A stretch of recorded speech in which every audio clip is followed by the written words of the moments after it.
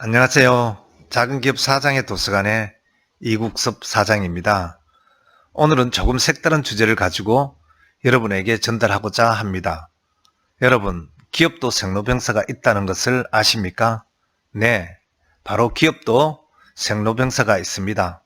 사전에서 생로병사라는 것은 불교에서 사용하는 용어로 중생, 곧 사람이 반드시 겪어야 할 네 가지 고통으로 세상에 태어나고 또 늙고 병들고 죽는 것을 말하는 것입니다. 그러나 오늘은 사람에 대한 이야기가 아니고 기업을 하는 저의 상황을 반추하기도 하면서 기업도 생로병사가 있다는 사실을 살펴보도록 하겠습니다. 기업의 생로병사와 관련된 저서는 매우 많이 있는 것 같습니다.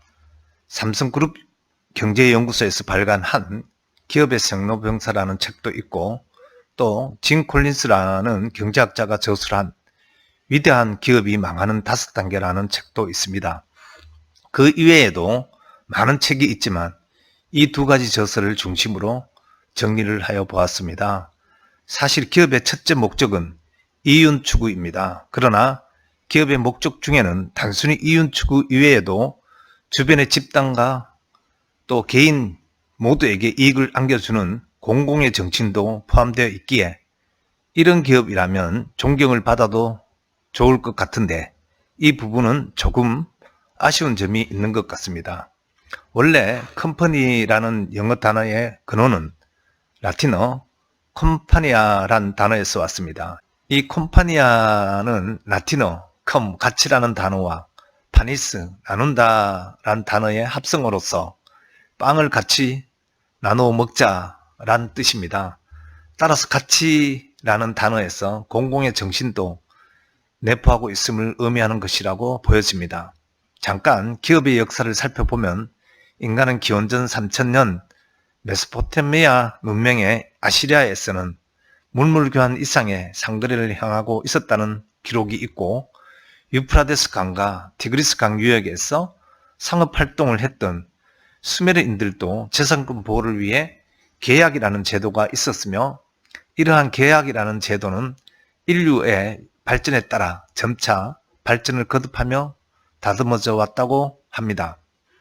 로마 시대 때에는 세금 징수를 목적으로 기업 성격의 조합이라는 게 만들어졌으며 이 조합은 로마 제국의 관할 영토가 넓어지고 부담금의 규모도 커지게 되면서 조합은 각자가 자기 몫의 지분을 가지고 참여하는 점에서 오늘날의 주식회사와 유사한 성격을 띠게 되었습니다. 그 이후 12세기에는 이탈리아 피렌체에서 가족들이 공동 출자하여 무한 책임을 지고 운영하던 콤파니아란 가족회사 제도가 등장한 것이 어떻게 보면 오늘날의 기업과 유사한 형태를 갖춘 회사 혹은 기업의 출현이라고 보아도 무방할 듯합니다. 피렌체를 기반으로 한 메디치 가문이 교황과 연관된 사업을 장악하면서 운영한 메디치 은행의 지점망이 유럽의 각 국가의 10개 도시를 넘어서자 각 지점을 독립채산체 형태로 운영하는 기법을 만들어낸 것입니다. 또한 수익의 극대화를 위해 자본 참여자들에게 오늘날의 주식 배당처럼 일종의 배당을 주는 방식을 채택하면서 상업자본으로의 기반을 만들었던 것입니다. 이후 제국주의 식민지 쟁탈이라는 상황 속에서 16세기와 17세기에는 나라에서 특수사업을 위임받은 수탁회사라는 형태의 기업이 탄생되었으며 이러한 회사의 역할은 신대륙의 상권을 정부와 상인들이 공동으로 장악하는 것이었습니다. 이 수탁회사는 중세 때 유행했던 공개시장에서 주식을 사고 팔 수 있는 관행과 유한 책임에 관한 제도를 잘 활용한 것으로 오늘날의 주식 거래와도 같아 보이는 것입니다.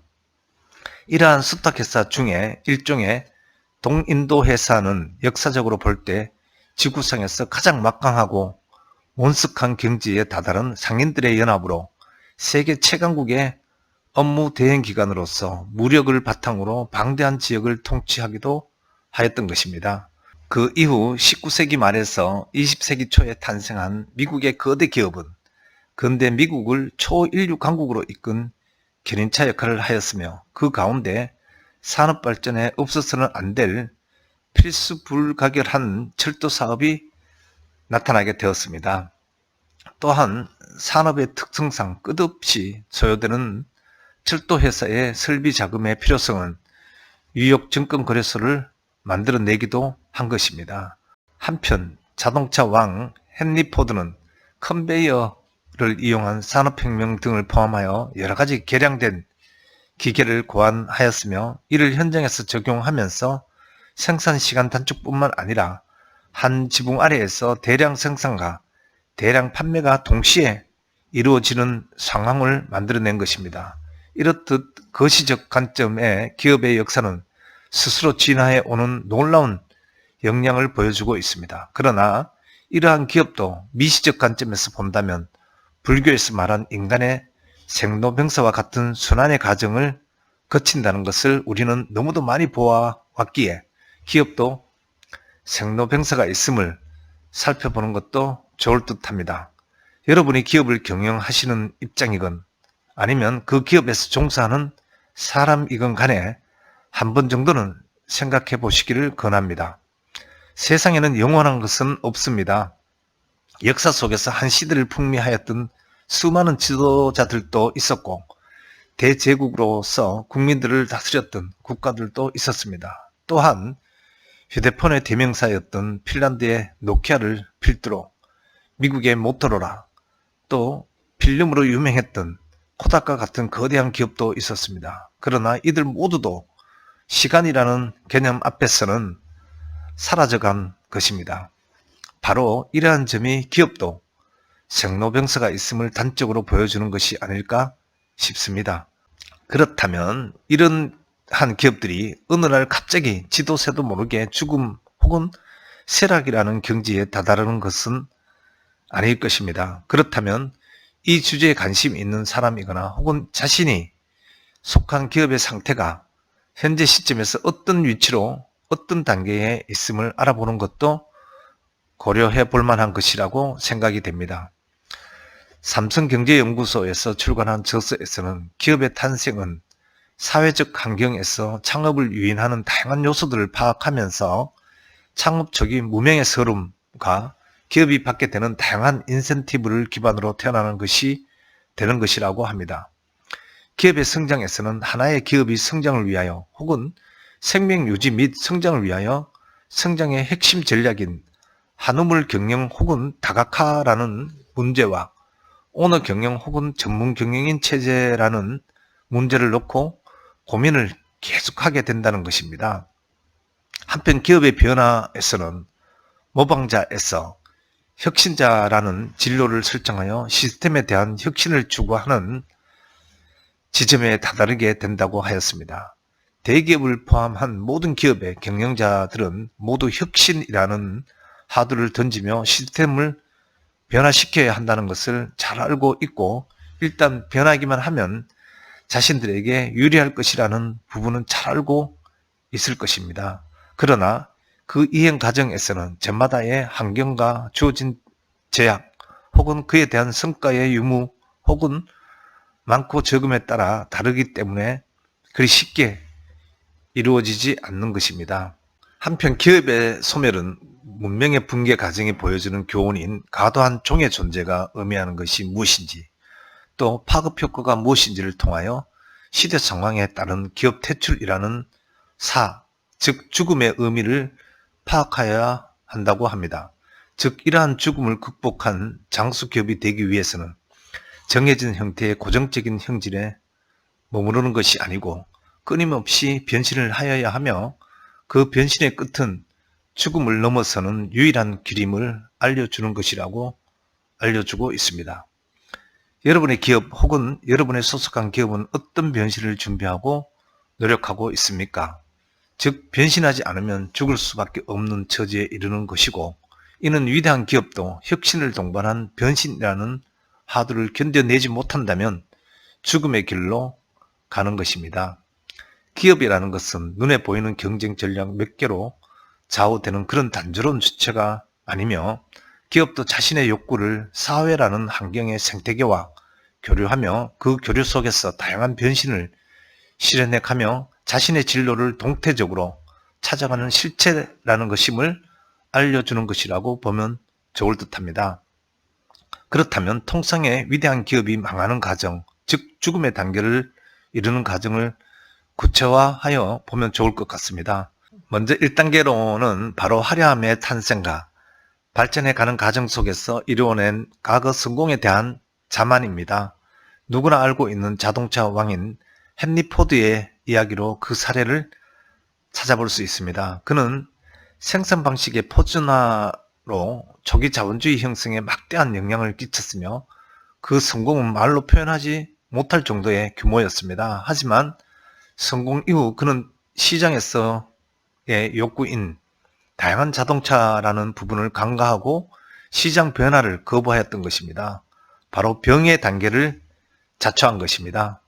거대한 성공을 이루었던 과거 방식의 집착은 성공에 대한 자만으로 나타났고 그 결과는 제너럴 모터스, GM이라는 경쟁자와의 경쟁에서 밀려나게 되었던 것입니다. 과거 우리나라의 수많은 대기업 또 중소기업도 이 같은 실수를 저질러 왔습니다. 발전이 이루어졌던 시기, 대한민국의 리더란 부동산을 담보로 가능한 많은 빚을 끌어모으고 공격적으로 투자하고 뻗어나가는 것이 일종의 성공 공식이었던 그런 적이 있었습니다. 그러나 이는 경제 확장 및 성장 기회나 성공을 이루어주는 그런 방법이었습니다.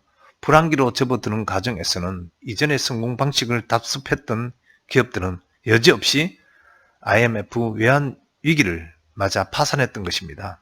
다음 2단계로는 성공의 연장선상으로도 볼 수 있는 성장에 대한 과도한 집착이 나타난다는 것입니다.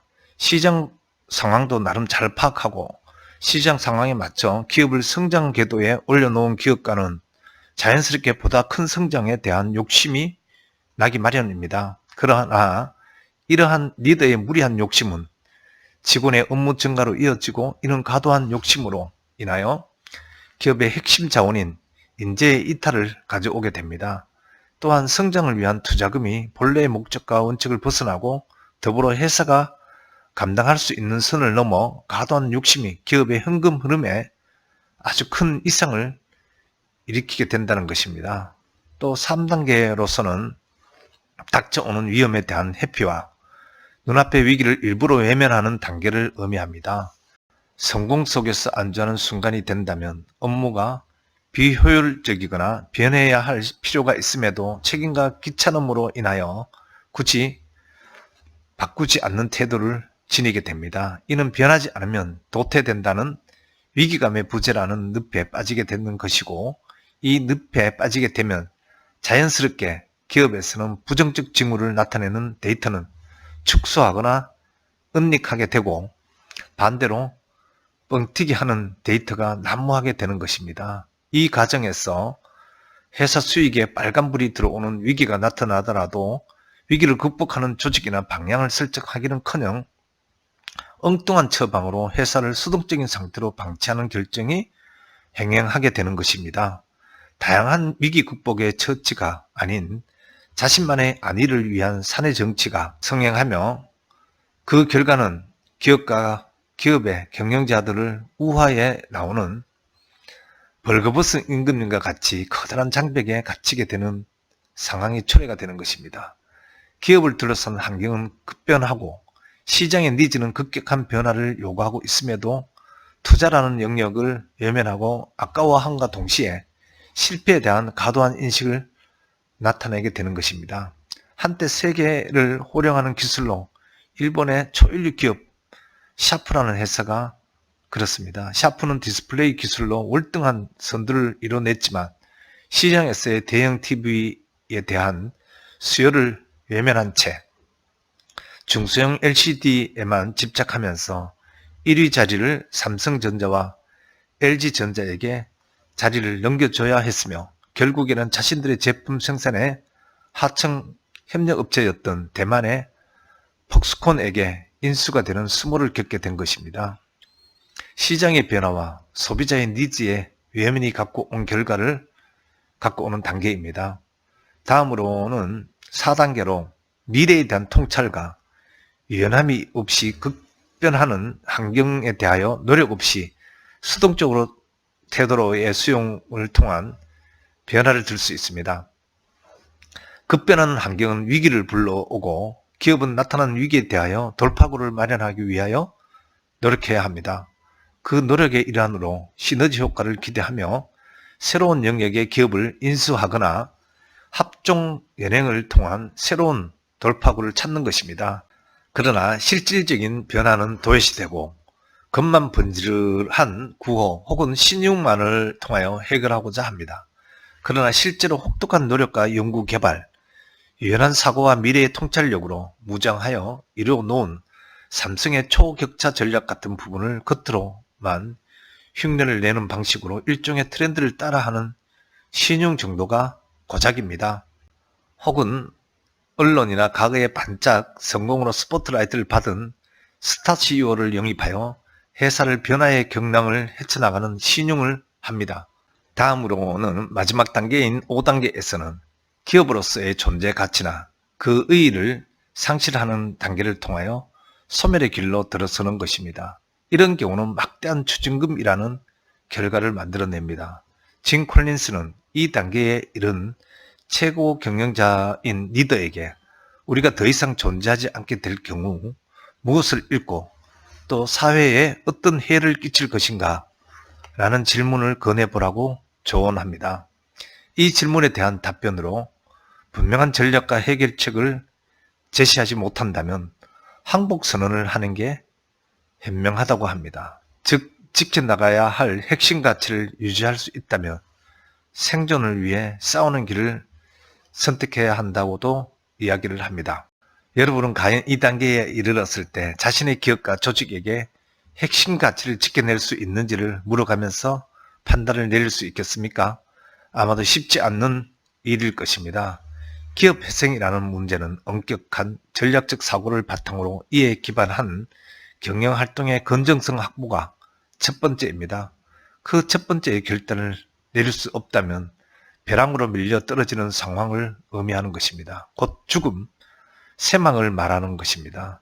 결단코 이렇게 몰락한 기업이 가는 길이 아닌 방안으로 곧 장수기업이 되는 비결은 무엇보다 중요한 것은 겸손함이라고 저는 생각합니다. 항상 겸손해야 하는 자세로서 무명의 기업에서 나름 성공에 이르기까지의 과정을 돌아보고 또 다른 성공을 위한 새로운 길을 모색하는 것이 중요합니다.